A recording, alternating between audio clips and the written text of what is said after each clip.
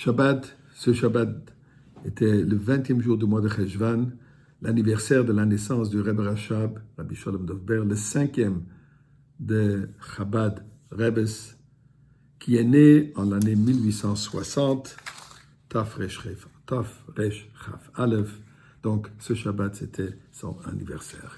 Coutume, Motzei Shabbat, de raconter une histoire des tzadikim. Dimanche, extension de Motzei Shabbat, je vais partager une histoire du Rebbe Rashab.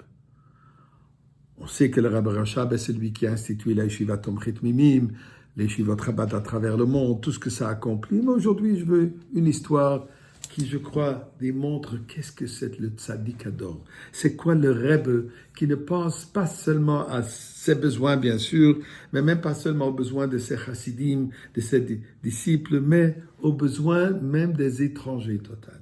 Et voici qu'en 1903, le Rebbe Rashab, qui était souvent fatigué, se retrouve à Vienne pendant 3 mois pour se guérir. Durant ces 3 mois, le médecin lui a dit qu'il a besoin d'un repos total. Il était là avec son fils, le rabbi précédent, le rabbi Yosef Yitzhak, et il avait l'habitude, durant l'après-midi, de se reposer sur une chaise reclinante, fauteuil. Un certain jour, le rabbi précédent a réalisé que le Rebbe Rashab, comme ça, dans son fauteuil, est ailleurs. Il n'est pas présent. Il s'est effrayé.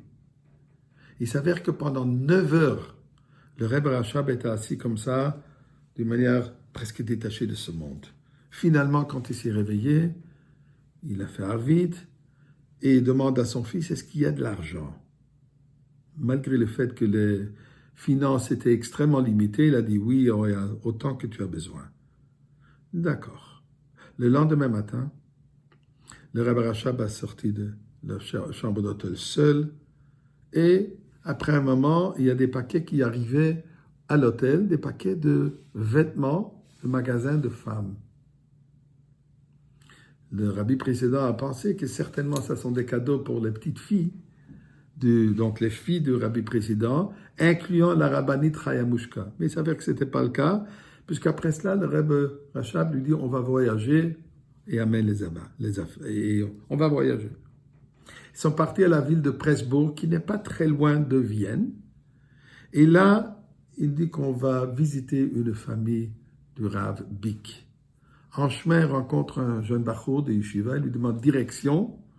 D'abord, il était un peu précipité, mais ensuite, le Rebbe Rashab lui dit, c'est pas comme ça qu'on reçoit des étrangers, la mitzvah d'Achnasat Orchim, Parashat Vayera, et il lui dit exactement comment se rendre, mais il précise, écoutez, c'est la famille qui est en deuil, puisque le mari, le père, le Rav Bick vient de décéder.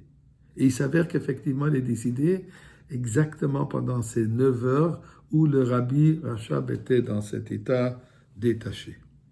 En arrivant chez cette veuve et 3 orphelines, la veuve demande au Rabbi Rashab, ne sachant pas qui il est, dit, est-ce que vous connaissez mon mari? Il dit, non, pas vraiment, peu importe. Qui êtes-vous? Membre de famille un peu lointain. Ok.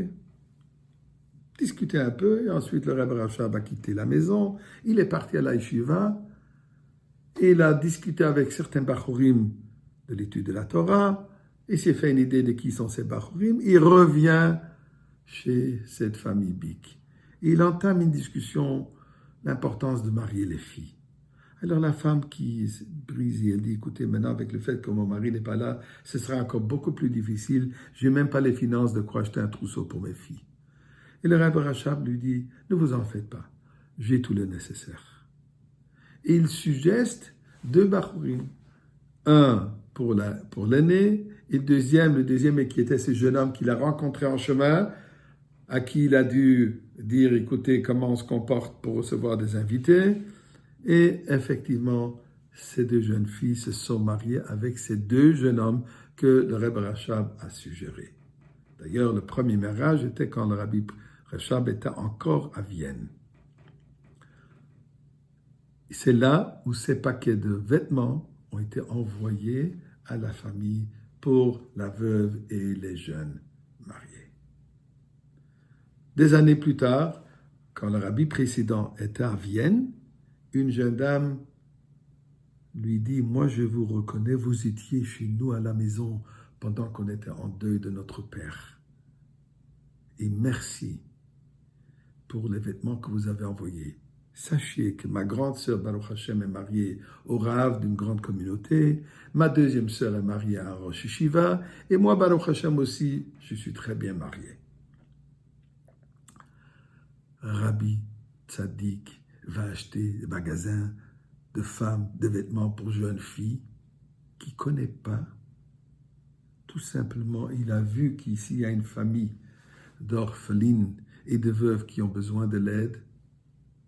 C'est ce qu'il a fait.